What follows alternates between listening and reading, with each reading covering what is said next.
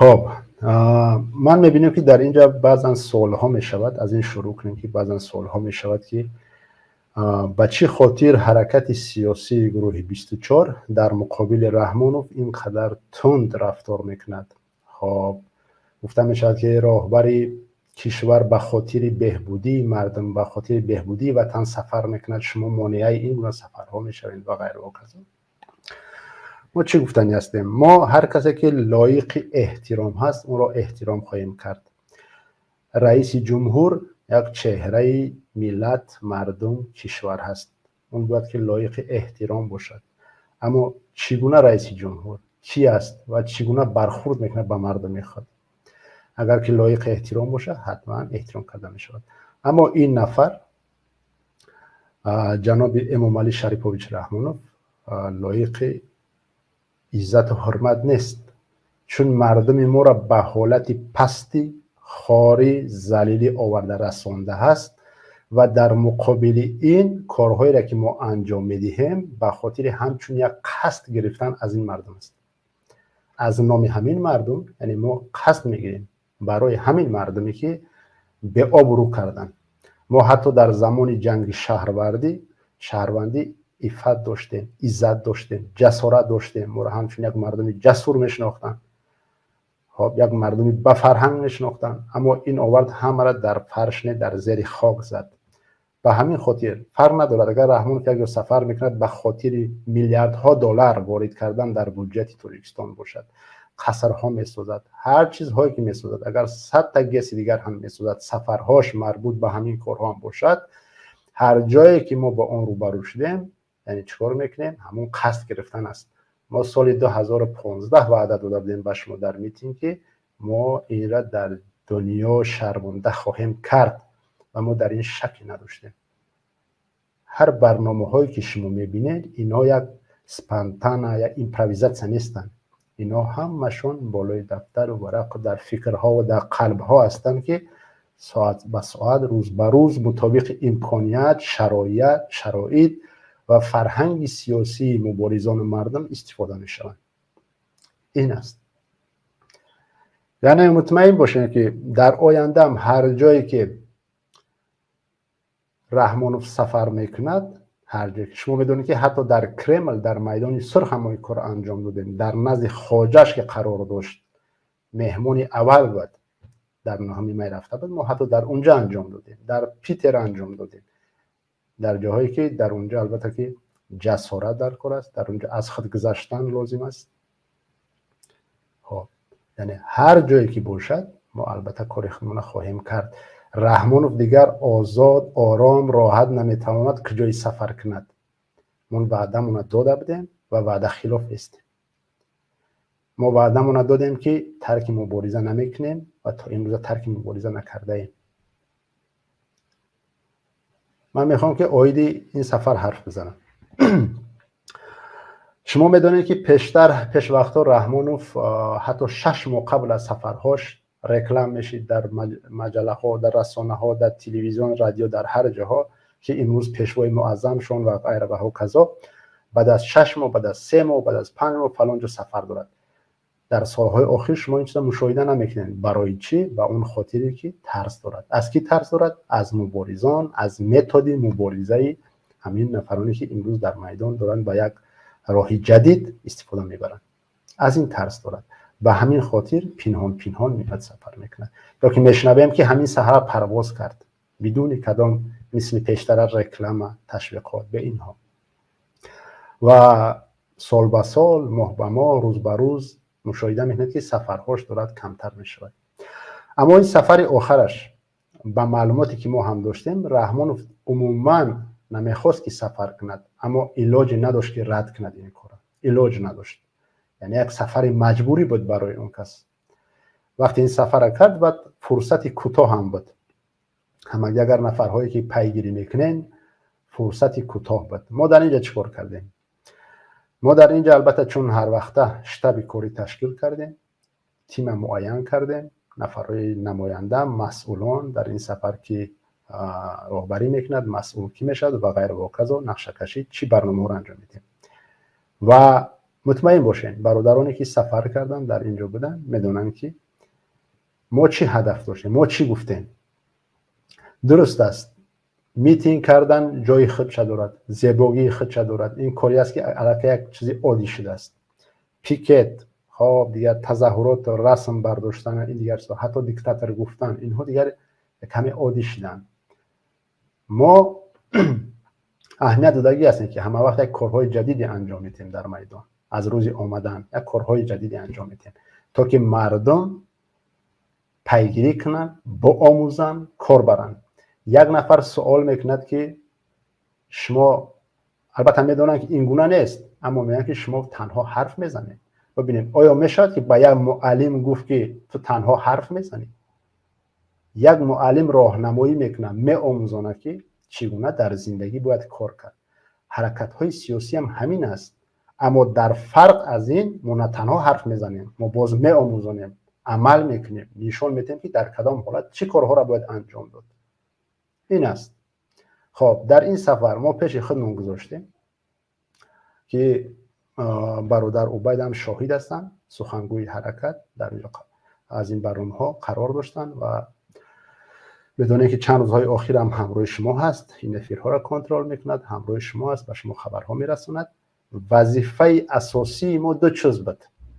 یکی این بود که با تخم زدن دیکتاتور، همین بود. این وظیفه یکم ما بود که ما با همین خاطر سفر کردیم. اگر شما میتینگ ما را اهمیت داده باشیم، ما یک کدام پلاکت رسمی جدید نساخته ایم، همون چیزهای کهنه رفتیم، این یک چیزی بگیم برای اپلیکیت کردن به یک طرف بود. خب وظیفه اساسی ما این یعنی که با تخم زدن رحمانوف بود، همین بود. وظیفه دیگه ما چی بود؟ من برای شما آشکار میگم به یکم اکیووک، لطوکوب کردن نفرانی که در اطراف رحمانوف هستند. یعنی چگونه لطوکوب؟ ما باید بریم اونها را ببینیم لطوکوب کنیم؟ نه، اینگونه نه. ما میدونستیم که وقتی که ما نزدیک به اونها میشیم، نوار که میگیریم، اینها عادت کردن خب و صدای بلند گپ زدن. بعضا وقتا فکر میکنن که در تاجیکستان هستن یا که همه تاجیکستانی ها ترسو هستن. نه، وقتی که به نظم میان دست برداری میکنن حتما لطوکوب میشون. خب ما این دو وظیفه داشتیم و هر دو این را الله را شکر ما انجام دادیم. و ما چگونه پیدا کردیم؟ یعنی که در سفرهای قبلی ما وقتی خودمون را صرف میکردیم که رحمانوف در کجا پیدا کنیم، در کجا از قرار دادش، کجا میرود، بعدن کجا و غیره و ها کذا. در اینجا از فرصت مناسب استفاده برده البته مینداری بیان میکنم به جنابی داداجان عطاولایف. ایشون وضع سلامتیشون خوب نبودن. من یک هفته آخر همراهشون در تماس بودم، تقریبا همه روزه از سلامتیشون خبر میگرفتم، صحبت میکردیم. اما در برابر همین که سلامتیش خوب نبود، من از اون کس درخواست کردم که هم یک وظیفه رو به عهده خود بگیره.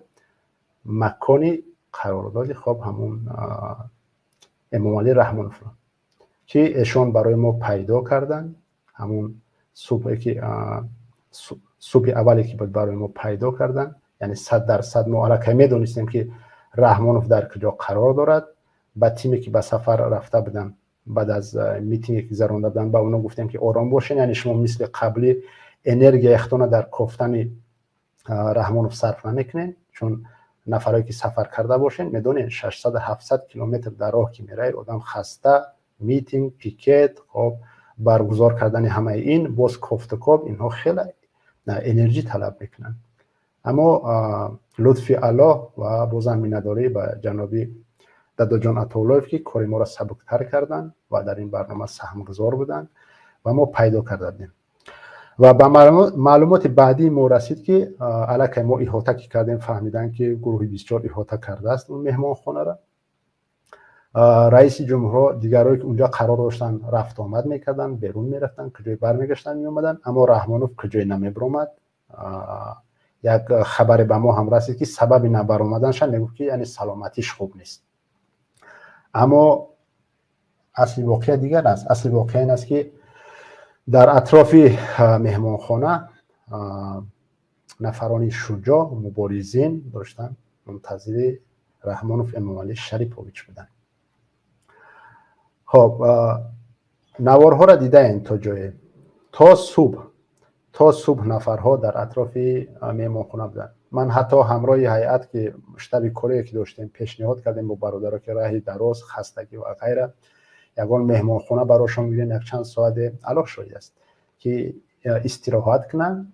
برادرها در یک جایگی خب پیشنهاد ما را تشکری کردن و گفتن که ما میخواهیم که امشب در اطراف همین مهمانخانه بمانیم تا که نشود که خب از این امکانیت استفاده برده کجای بریم. و تا صبح نفرها در اطراف مهمانخانه بودن. صبح چی گپ شد؟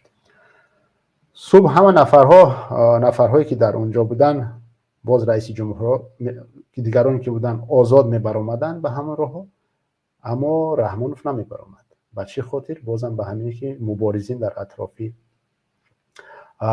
مهمانخانه بودن. من بازم تکرار میکنم، در بین تمام کشورهای میتوانم گفت سابق شوروی، من فکر نکنم که محابات بشود، در بین همه کشورهای سابق شوروی مخالفان تاجیکستان سرسخت‌ترینن.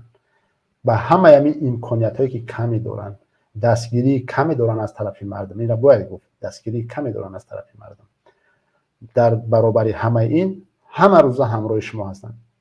یگان اپوزیسیون سابق شوروی را دیده نمیشد که این گونه رئیس جمهورهای دیگر آزاد میتونن که سفر کنن، در مقابلش یک نفر نمیدین. شما همتون شاهد دیدین همه این چیزا.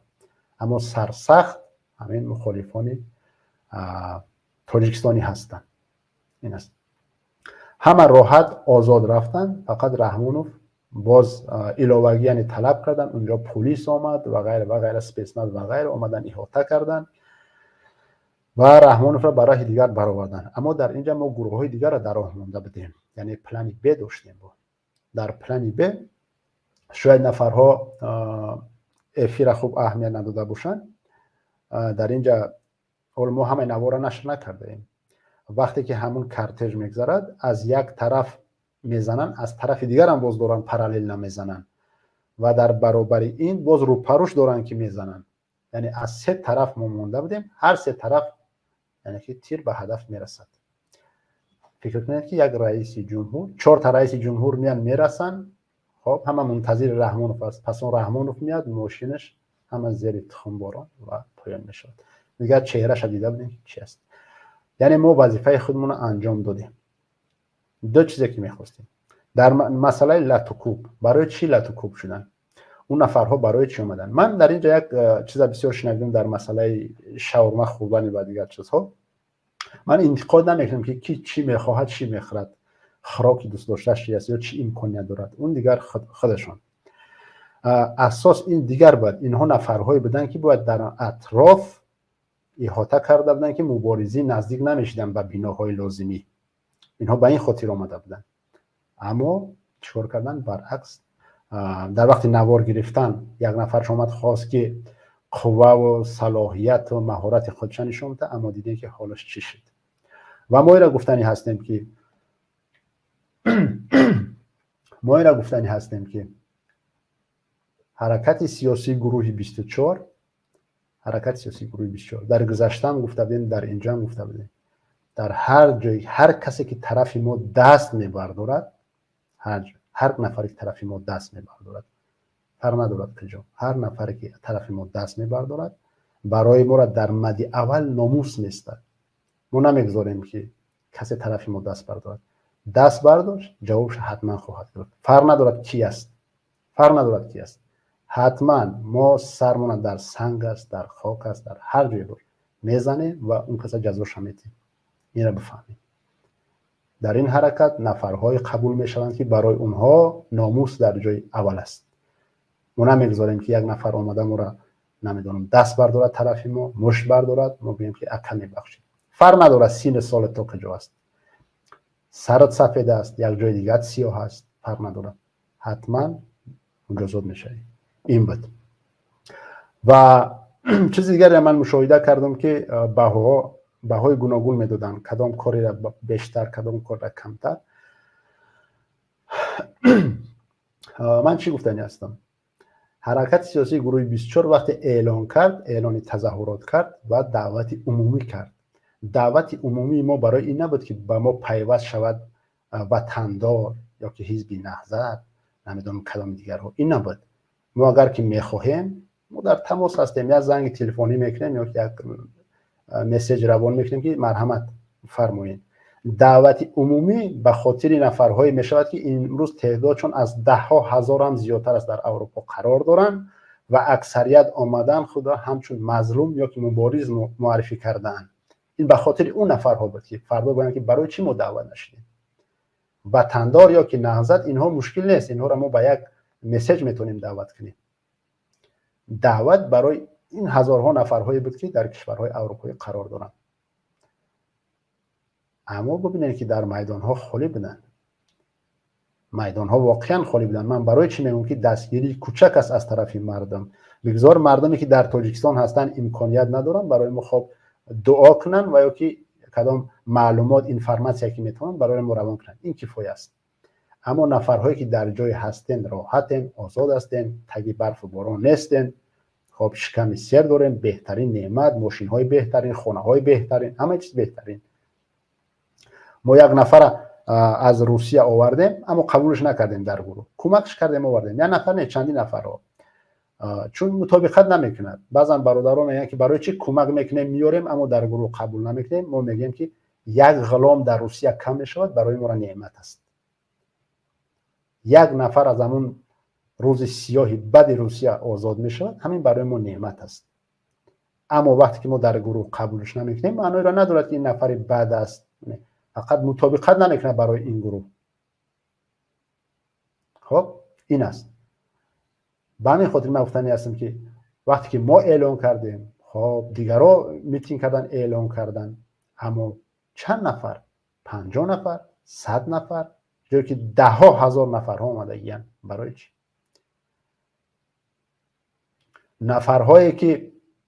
نفرهایی که امکانیت ندارن، پایبند کار هستن، کدام مشکلی دیگر دارن، سلامتی خوب ندارن، اینها را فهمیده می شود. خب اینها را فهمیده می شود. اما نفرهایی هستن که این حرکت های سیاسی را قبول ندارن. چون این نفر هم است، شما بیاین خودتان مستقل باز یک کار دیگر انجام بدین. میدان کارهای زیاد دارد، بیاین یک کار دیگر انجام بدین. اگر که خب عقلتون نگرفت تا امروز در ثبت نیامد، فقط به همین بهانه شرکت نکردین، بیاین با این حرکت های سیاسی نه مستقلانه کارهای دیگر انجام بدین در این میدان. این است. تعداد دیگر نفرهایی که امکانیت دارین، شرایط دارین، همه مهیا است برایتون، اما نمیخواهین بیاین، حرام تون بود. هر چیزی که از نام این مردم مبارز و این راه استفاده میبرین، این براتون حرام بود. من نمیدونم که یک مرد نزد ناموس خودش چگونه زندگی میکند. برای مرد در جای اول نسبت ناموس. مرد که ناموس ندارد هیچی است. من صدها بار گفتگی هستم که از هیچ کس رو برای آینه بست، نگاه کن، ظاهر ریخته، باطن ریخته، نگاه کی هستی در زندگی، چی میخوای، کجا میره. هزارها نفر برای چی؟ حرام تون بود. بازم من میگم که حرام تون بود. در مسئله این کارهای زیبایی که هر کاری انجام داد، هر کار زیبایی خودش دارد. هر نفری که میتینگ کرد، هر نفری که پیکت کرد، هر نفری که رسم گرفت، صدا برداشت، تخم زد، مش زد، لغت زد، هر کاری که کرد. نفرهایی که شرکت نکردن، خب بگیم که در جاهای دیگر کار میکردن. مثال برادر انصاری سفر نکرد، همراه شما بود. برادر عبید، برادرهای دیگر بودن که مقاله نویسی میکردن، همچنین از دیگر حرکت ها. یعنی نفرها در شبکه ها کارهای را انجام میدادن. من مینداری بیان میکنم و تمام نفرهایی که در همین چند روز آخر من واقعا میگم که بدار خوابی کشیدن. من واقعا میگم که در دوام 3 روز کل شتاب کاری ما برادرانی که در سفر بودن، ما همگی در همین 3 روز آخر شاید که 4 یا 5 ساعت در عموم خواب کرده باشیم. 3 یا 4-5 ساعت، از این زیاد نه. من مطمئن هستم که دیگران هم همین گونه. یعنی تشکر به همه نفرهایی که در این برنامه سهمگذار بودن. من میندارم از همه نفرهایی که هیچ امکانیتی نداشتن اما دست به دعا بودن. تشکر از همه شما. و مطمئن باشید که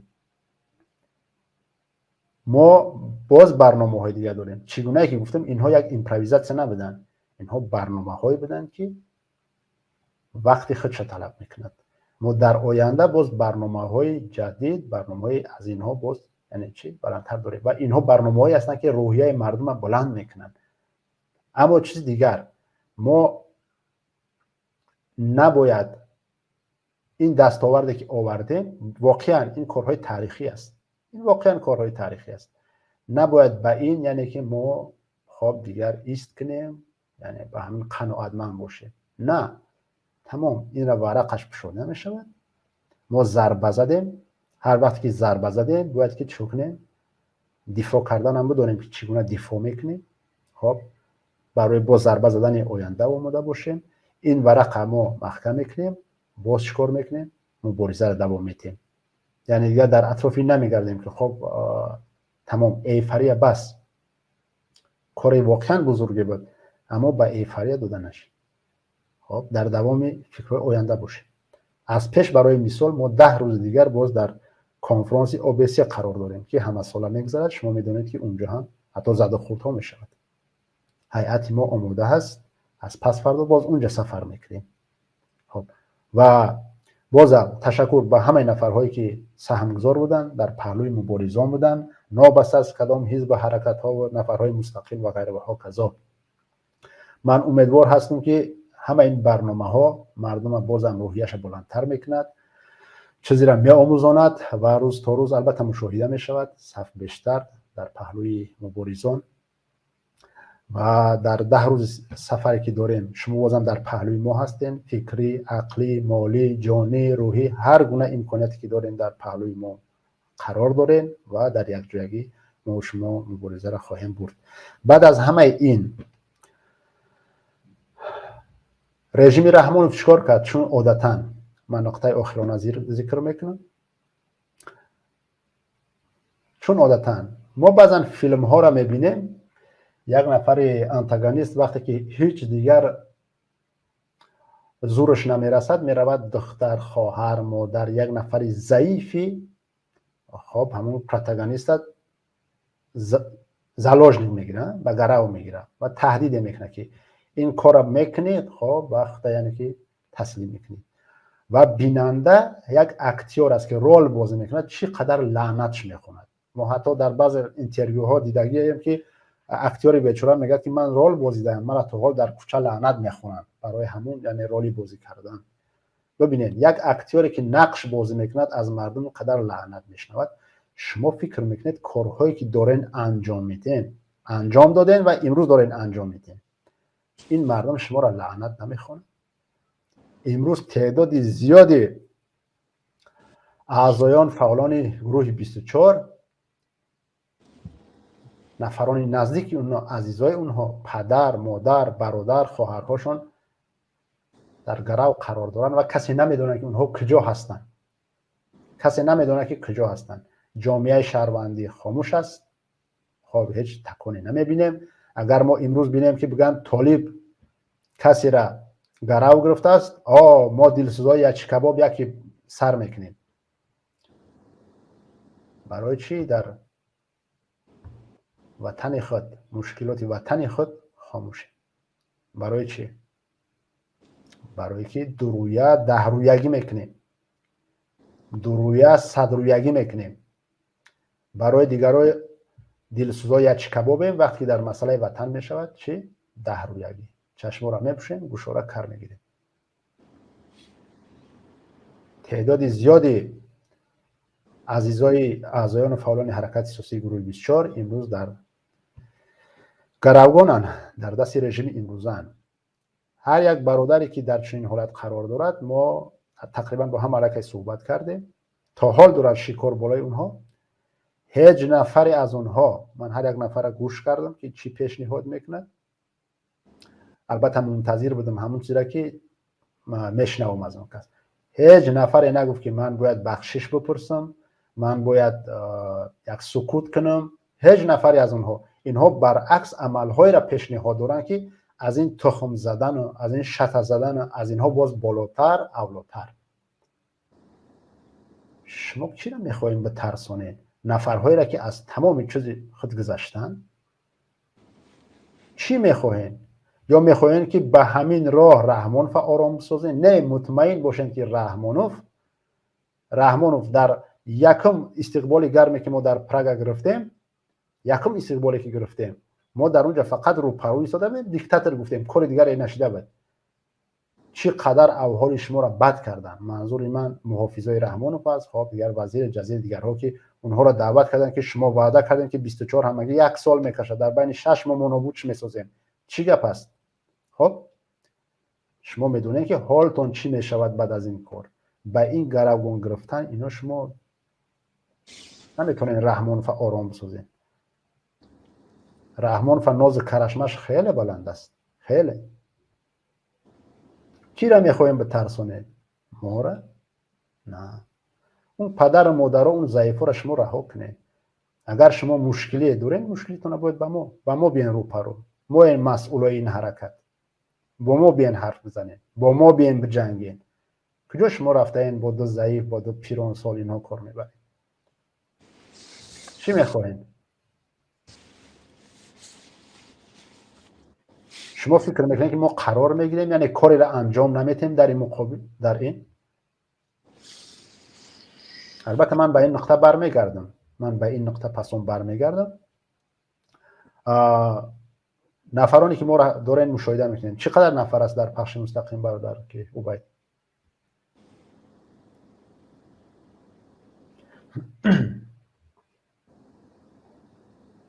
صداتا ندارم برادر عبید.